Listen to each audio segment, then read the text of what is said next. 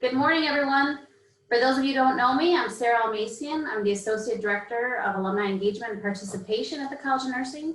With us for our Alumni Nurse Leaders panel this morning, you heard from Dean Terry E. Weaver and Steve George. And I'd also like to add my welcome and my thanks to all of you for being here today. Dr. Susan Dunn is an associate professor at UIC College of Nursing and was recently appointed head of the Department of Biobehavioral Nursing Science.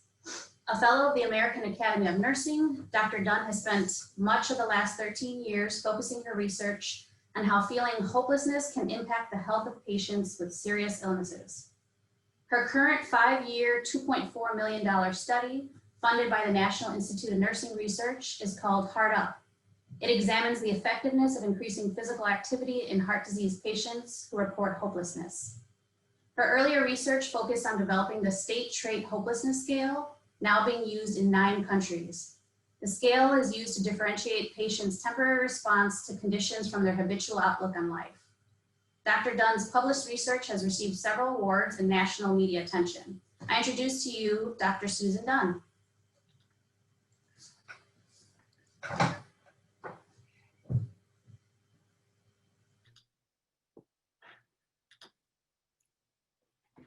Thank you. Can you see my screen okay, Sarah?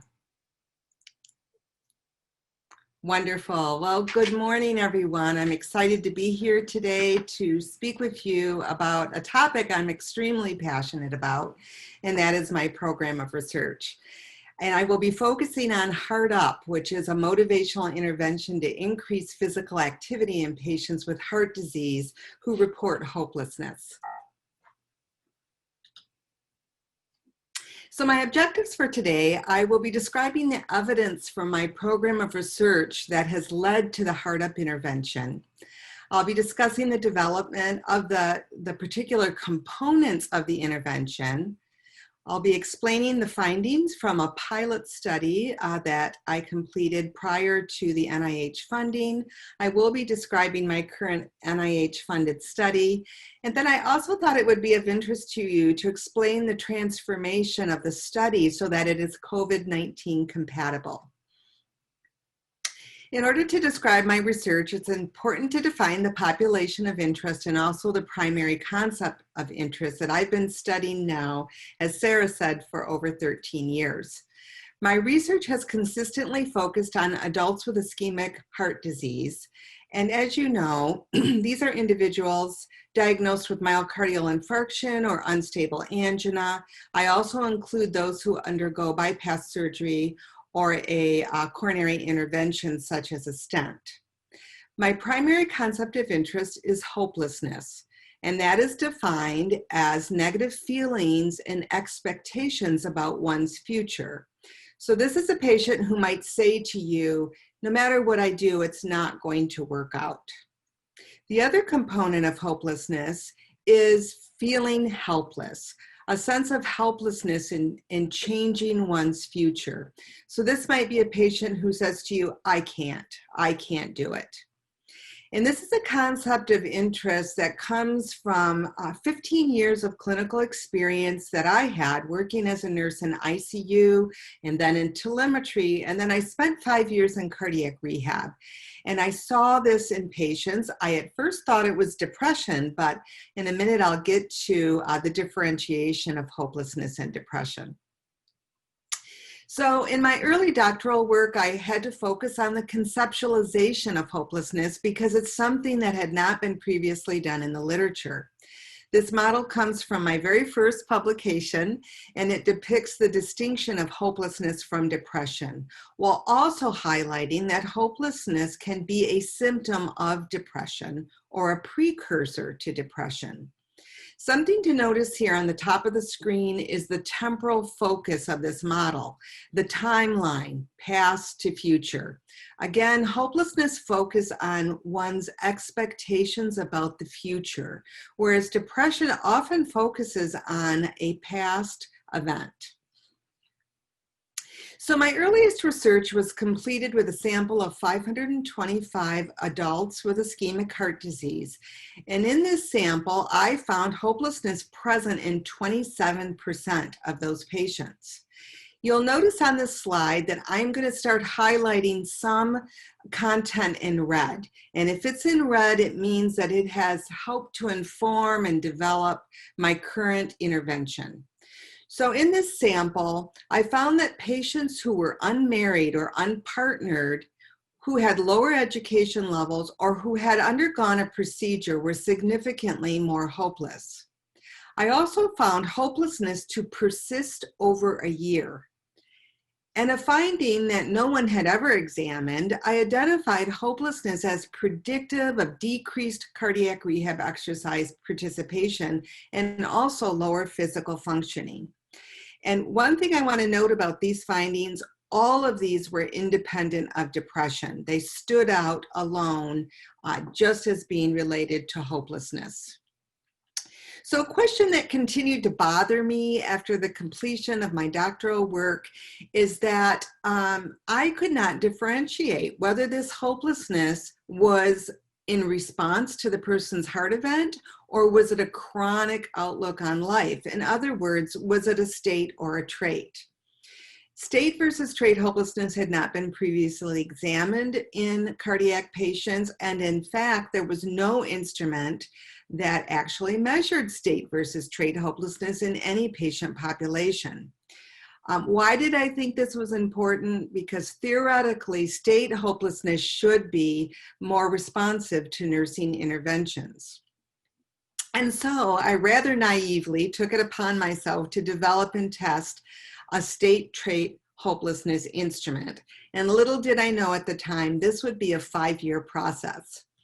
So I developed the first draft of the instrument based on what I could find in the literature. And then I took my first draft and sent it off to experts in the field, and they did content validity testing of what I had done. We then pilot tested the instrument with college students, 2 different samples of college students. We made revisions based on their feedback. And then I tested it with 44 patients in a cardiac rehab setting, and we followed those patients for 12 weeks. So we had longitudinal data on the instrument. This led to additional changes, and it results in a 23-item instrument, which is on a 4-point Likert type scale. We then tested this instrument with 525 hospitalized patients who we also followed over a year, and then found that we had acceptable reliability and validity. I won't show you all the graphs from those findings. This has really been an exciting project. The instrument now is used in 9 countries, and it's available in the 3 languages that are shown here. So with the same data of the 520 patients where we tested the instrument, we looked at some other variables. So anytime you have a data set, you want to dig into it and find everything that's there. So as I mentioned, our previous research had shown a significant relationship between hopelessness and exercise in an outpatient cardiac rehab program. Again, I had this nagging question, and that was related to the fact that the majority of patients don't go to cardiac rehab. The majority of patients are exercising at home or in the community. So as part of this study, we looked at home-based exercise. And an unexpected and important finding was that increased home exercise was significantly associated with decreased state hopelessness. And again, this was independent of depression. This finding was seen as important by many, and in fact, it was selected by the American Heart Association as one of 6 national press releases that year. Which was really exciting to have nursing research be selected and highlighted in that way. With the same particular data set, we also looked at what else was affecting patients' home exercise. And we found that if the patient reported a stronger level of recommendation, or what we called encouragement by their provider, that was predictive of increased home exercise. So a pretty simple thing, if they were just highly encouraged, they were exercising more likely at home. Again, what's highlighted in red here has led to the development of my current intervention.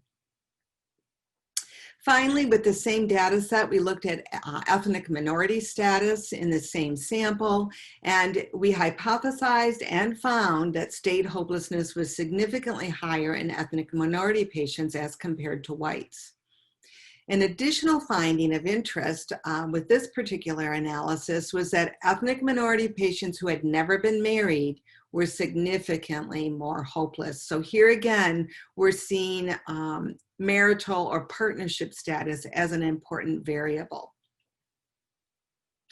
So in summary, the evidence that led to the development of the current intervention is as follows. We believe we can have an impact on reducing state hopelessness levels. And prior to our research, the only thing that had really been used for hopelessness was antidepressants. And those were found to not really be effective with hopelessness. So, you know, we're really passionate about being able to impact patients' hopelessness levels. In particular, exercise seems to be important. So does encouragement in increasing that exercise. We know ethnic minority individuals are at higher risk, and unmarried and unpartnered individuals are at higher risk for hopelessness. So all of that work that I've described up to this point led to the development of an intervention to improve physical activity and decrease hopelessness in patients with ischemic heart disease. The intervention is called HeartUp. And this intervention has been developed to motivate patients to be more physically active. So the HeartUp intervention is based on two theories. The first is self-determination theory, and the other is Cohen's social support theory. I want to just very briefly show you this, this model. This was part of my submission to NIH. So on the top of this model, you can see the self-determination theory. The theory is founded on intrinsic motivation, which is the center box, and motivation is enhanced when linked with competence, autonomy, and relatedness. Motivation then hopefully leads to a desired behavior change. But remember, relatedness is highlighted there, and we saw that marital or partnership status was important. So I also brought in social support theory, which is the bottom half of this model. And it tells us support can be provided either through instrumental support, informational support, or emotional support. And I selected emotional support as the component that I wanted to be part of this intervention. Informational support would be giving the patient information. And I really was hesitant to include that. I didn't want to be telling the patient what to do. I wanted to be encouraging them. And that's the focus of the emotional support component. So now, how have these two theories been integrated into the intervention? The components of the intervention are twofold. The first is motivational interviewing, which I'll describe in a minute. And the second is motivational social support text messages. These can best be explained by describing the three groups that we randomized patients to, both in the pilot study and in the current study. So patients are randomized to one of three groups. The first group, patients receive motivational social support from a nurse. That includes a motivational interviewing session with a nurse, followed by 6 weeks of daily motivational text messages.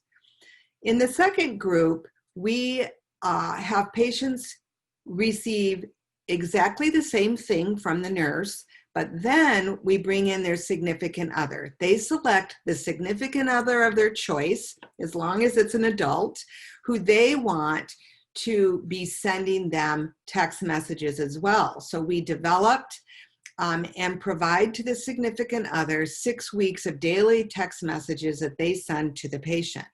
The third group receives attention control, which means they get the same amount of time from the nurse, but this is an educational component where what the nurse is giving them is American Heart Association videos and also literature. Okay, so how did we develop the motivational interviewing component? If you're not familiar with motivational interviewing, it is a directive, client-centered counseling style, and the focus is to elicit behavior change by helping the clients explore and resolve their ambivalence towards that change. So, you know, as nurses, we are great with patient education. Again, this isn't telling the patient what to do. It's exploring with them, in this case, physical activity, exploring with them, what kind of physical activity do you like to do? What are your barriers? What prevents you from being physically active, etc. That's the focus. And again, that's based on self-determination theory. So the techniques, again, focus on helping them change their behavior so that they're receiving or attaining adequate physical activity.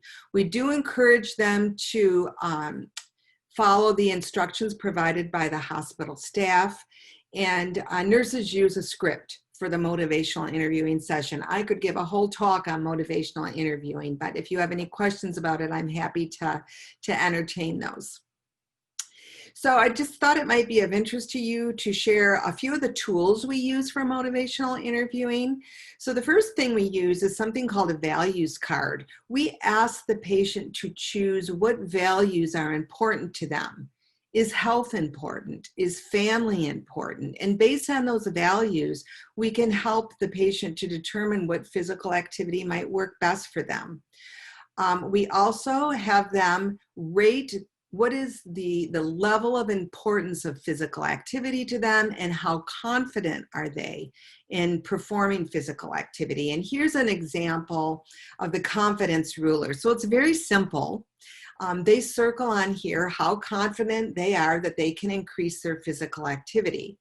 These cards and rulers are things that are left with the patient, and we actually encourage them to put them on their refrigerator or on their bathroom mirror to help them to remember what their values are and their importance of physical activity.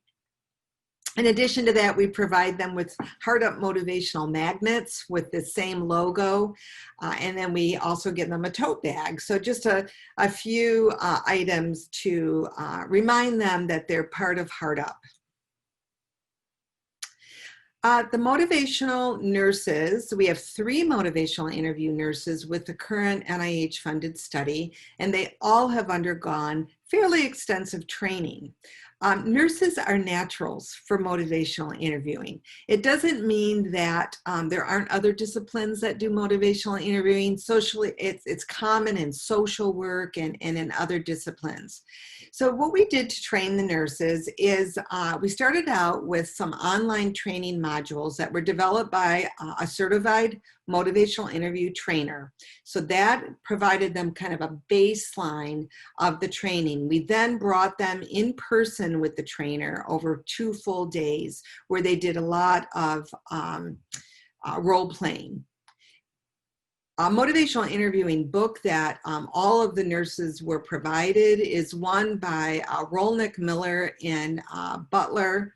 And these are very popular motivational interview authors. This one in particular is focused on healthcare, as you can see. Once the nurses were trained, we then started audio taping practice sessions.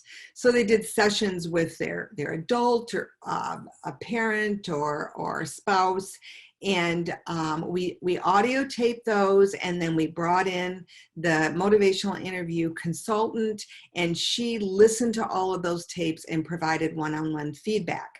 That actually continues as part of the NIH study. So we're audio taping all motivational interviewing sessions, and the consultant, we randomly selects 25% of those. And we have a really continual booster training going on with these nurses. So we have really great have had really great success with this training. Okay, I wanted to talk with you a minute about the development of the text messages. This perhaps was the most challenging piece for me. So I initially developed 60 text messages based, again, on self-determination theory and Cohen's social support theory. And what was challenging for me, again, was not providing the patient information. I wanted to do that. I wanted them to know what research tells us about physical activity, but instead these are, again, focused on encouragement.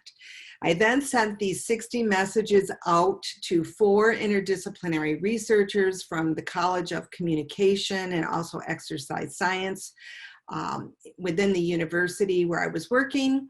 We continued to revise these text messages over a 3-month period, and then we sought feedback from patients. We had 2 patients who looked at them for readability and satisfaction, and this resulted in 42 messages. So here's a few examples, and you'll see this, the messages are simple and they're focused on encouragement.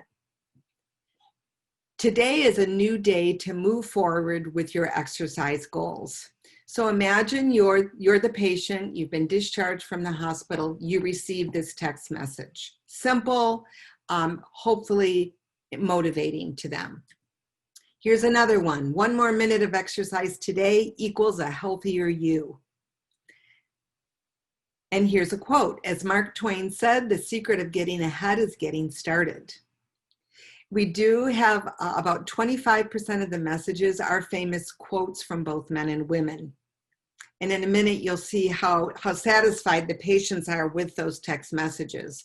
How do we send these text messages? I won't spend a lot of time on this slide, but we collect all of our data for our research through a online platform called RedCap.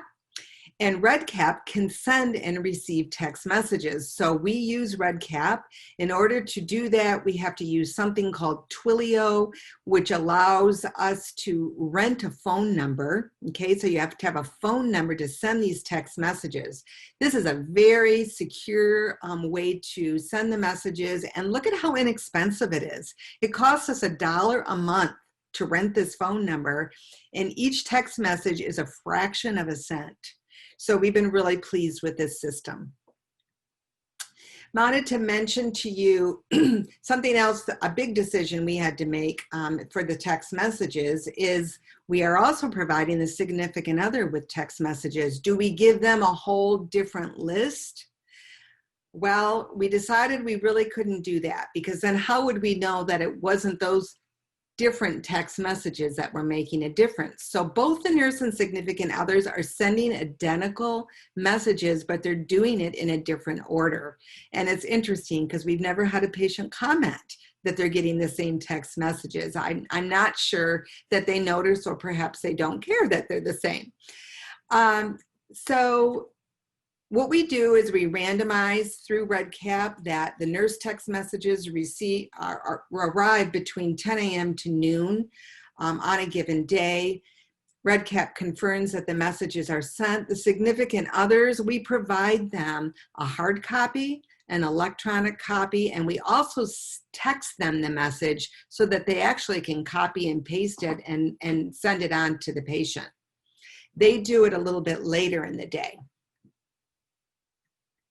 A little bit more information about the text messaging is that we provide the patients, the significant others, an information sheet, so it's very clear to them when and how they're doing this. Depending on if they have a smartphone or a non-smartphone, the instructions are a little different.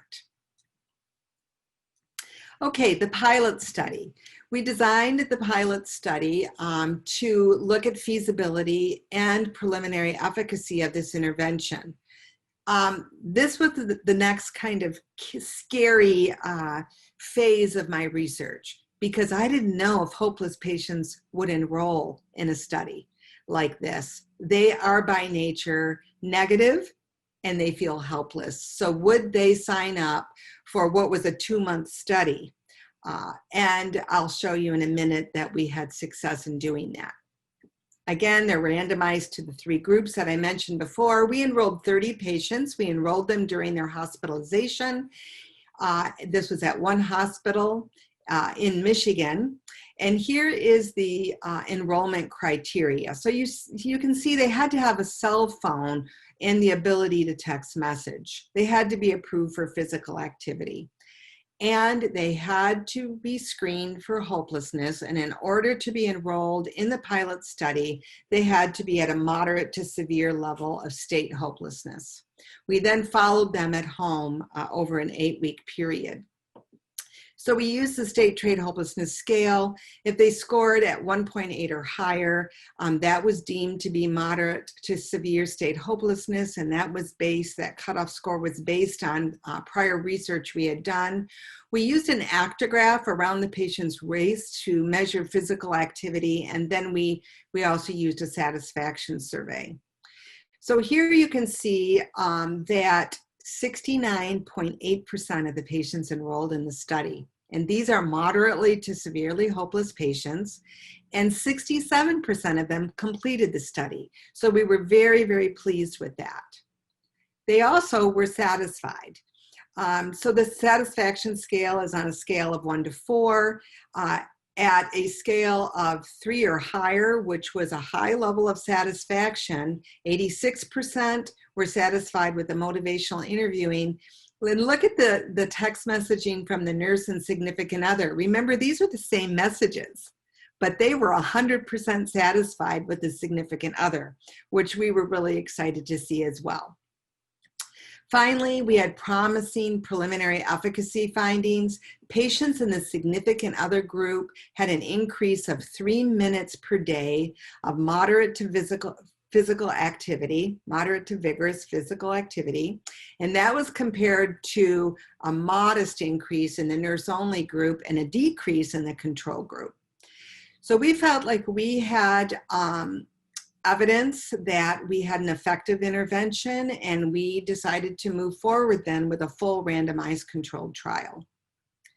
So if you're not familiar with NIH, I thought I would put this slide on here. I had to decide whether or not to, what mechanism I wanted to use for the next study. I ended up submitting for an R01, which is defined here for mature research in an area of specific interest and competence. This provides support for health-related research based on the NIH mission, and you can ask for 3 to 5 years of funding. This was really a long shot for me to submit for an R01. I didn't know if I had enough evidence, but I was very surprised to get funded on my first submission with this R01. So that was very exciting news.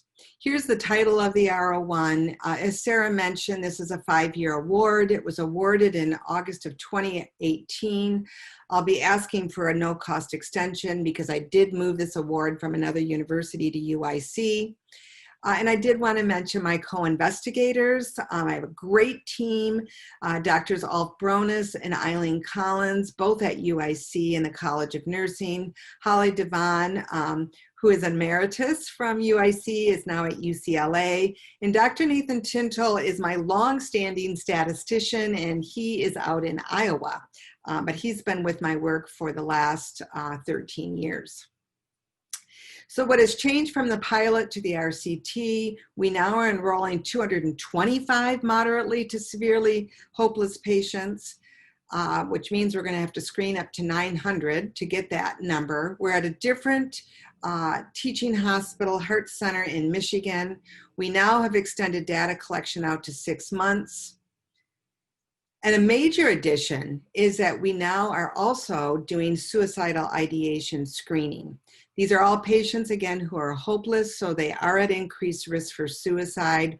We assess for suicidal ideation at all time points. We do this using the Columbia Suicide Severity Rating Scale, which is part of Columbia's Lighthouse Project. Very interesting project. If you have interest, you can find it easily on the internet. I had to develop a suicide risk management protocol for this screening. And that protocol has now just been published in Nursing Research.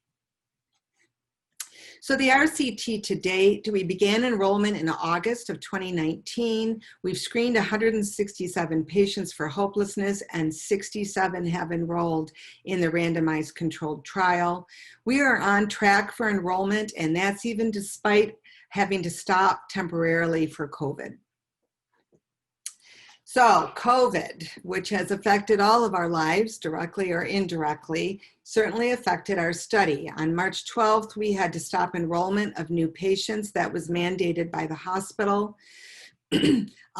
Within under a week, we changed all of our data collection, home visits, and our intervention, our motivational interviewing, from home to remote. And that was a huge undertaking, but our team successfully did that.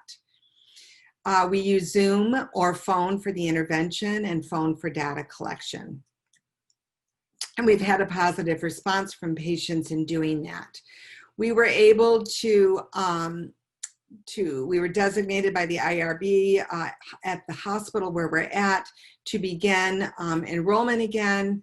Given the uncertainty of COVID-19, we have converted our study now to fully remote, and that's a permanent change. So we amended the screening and enrollment protocol. We now screen patients actually by phone in their hospital room for hopelessness. If they're hopeless and they want to be in the RCT, we meet them in person. On May 27th, we received approval for all of our remote changes, and we restarted enrollment on May 29th. And we've had 24 patients enroll since COVID has started. I'm very excited to share that our study is one of 52 studies across NIH that were selected for a COVID supplement. We received notice of this on August 25. This is a 2-year supplement, and it allows for the addition of 2 COVID-19 instruments, and these are focused on the impact of COVID on a person's life. And we're really focusing on the impact of social distancing and sheltering at home. It's also allowed for 2 additional time points in the study. So to date, we've received IRB approval for this. The supplement components have been activated. We've been able to reach, we had 43 patients who enrolled prior to COVID starting. We've been able to enroll, this says 13, it's now been more. I believe we have 19 enrolled. And we're kind of going through our list and contacting them, and the vast majority are signing on because we want to be able to compare those enrolled in the study pre-COVID to those who enrolled during the pandemic. Okay, so just in summary, I'm really proud of our research. We have such a terrific team, and this is really due to our exceptional co-investigators. I have an excellent research team, just an awesome project director, site director, research assistants. I have data collectors and nurses who are all awesome. We're all passionate for the cardiac patients who are suffering from hopelessness, and we desire to improve their health. It's taken persistence and it's taken flexibility to change. And I think those are all components of how we've moved this research forward. So thank you for your attention, and I'm open to answering questions. All right, thank you, Dr. Dunn. Let's see, so we do have a couple questions already. So thanks, Carlene. How does cost of meds and devices affect feelings of hopelessness? Also, what do you recommend for people whose work or job does not allow them to follow health guidance? Can you say the first question again, Sarah? Absolutely. How does cost of meds and devices affect feelings of hopelessness? That's a great question, and it's not something that we have examined. Although I can say that in our studies, and I didn't discuss this, those who are on Medicaid have higher levels of hopelessness. We think that that could be a proxy to level of income, but we've not looked specifically at costs. That's a great question. something to look at in the future. And the second part of that, Sarah? What do you recommend for people whose work or job does not allow them to follow health guidelines? So we're focused on physical activity, and we encourage patients to increase their physical activity levels slowly. So even though some of our patients are working full time, we're still encouraging them to be physically active beyond that work. So that's part of actually the motivational interviewing session. We talk to them about what they're currently doing in their lives. There are some retired people who are extremely busy and feel like they can't fit the physical activity into their schedule. So we encourage them to do so and try to help them navigate how they can do that. All right, question 2 from Alita Hicks. Did you explore the concept of internal and external locus of control and hopelessness, or is the self-determination theory a more current comparison? So we don't measure locus of control. It certainly, though, is related to hopelessness. If you look in the literature, and there's a theory called the theory of hopelessness depression, and in that theory, there is some talk about locus of control. Definitely they overlap, but that has not been a variable that I have measured. All right, question 3 is from Rose Gonzalez. Did you measure the patient's actual exercise, or was it only a self-report? So we're using the actigraph to measure moderate to vigorous physical activity. In addition to that, we're measuring steps per day. So if you're not familiar with the actigraph, it's an accelerometer, and it's really considered the optimal instrument to use in research. And so that's how we're doing that. We also are asking patients to keep a physical activity diary. And the reason that we do that is if we're noticing on their monitors that all of a sudden they're doing something very strenuous, we want to look and see, what it is that they're reporting. So we do have a physical activity diary that we use as well. All right, let's see. Okay, Dean Weaver has a question. JAMA has a series of articles on the use of steroids in the treatment of COVID. What impact to motivation to exercise or ability to exercise do you think might occur given the increased attention to this treatment? And Sarah, I'm sorry you cut out a little bit at the beginning of the question. Okay, so she has an acronym that it's JAMA. Journal of AMA. Gotcha. Has a series of articles on the use of steroids in the treatment of COVID. What impact to motivation to exercise or ability to exercise do you think might occur given the increased attention to this treatment? So with the use of steroids, yeah, that's a great question. I think it's unknown. It's unknown to probably to all of us. One thing that we are measuring with these two instruments is medication use if they are diagnosed with COVID. We haven't had one of our patients diagnosed with COVID yet. So it's something that we'll be able to control for. And it's an interesting question. So yeah, thank you for that. All right, see, we have time for one more, it looks like. Carol, could you see this intervention applying to hopelessness in persons attempting heart disease prevention? Heart disease prevention? Absolutely. And I could see this intervention certainly applicable to the general population.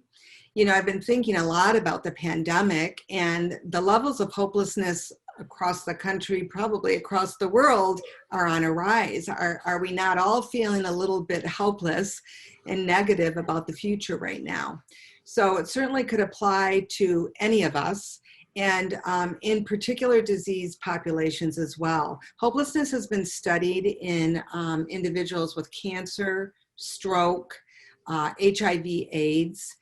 So those are some of the populations that have done a bit more of research on the concept. So yeah, that's a great question.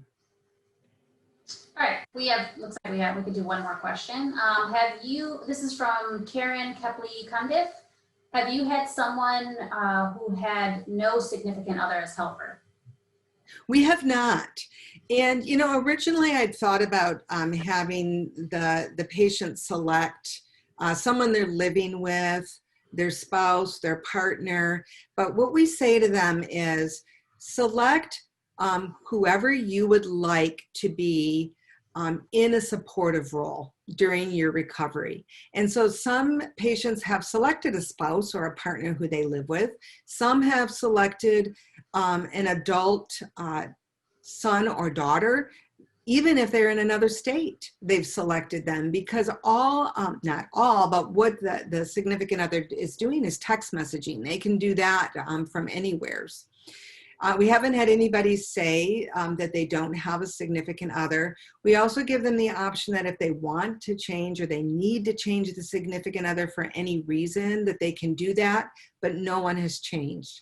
And the other interesting thing is the significant others are so enthusiastic to be in this role. Once the patient selects a significant other, we've never had a significant other refuse. So they really enjoy being a part of the patient's recovery. All right, one last question, I promise. Mary Traub, is there access to the motivational text that you've developed? That's a great question. Currently, I haven't released the text messages.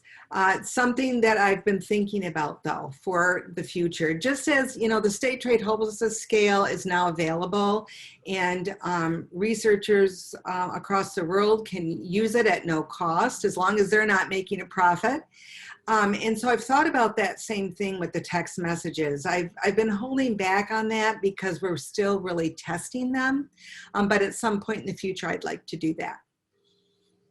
Great. All right. Thank you, Dr. Dunn, for just a truly informative session.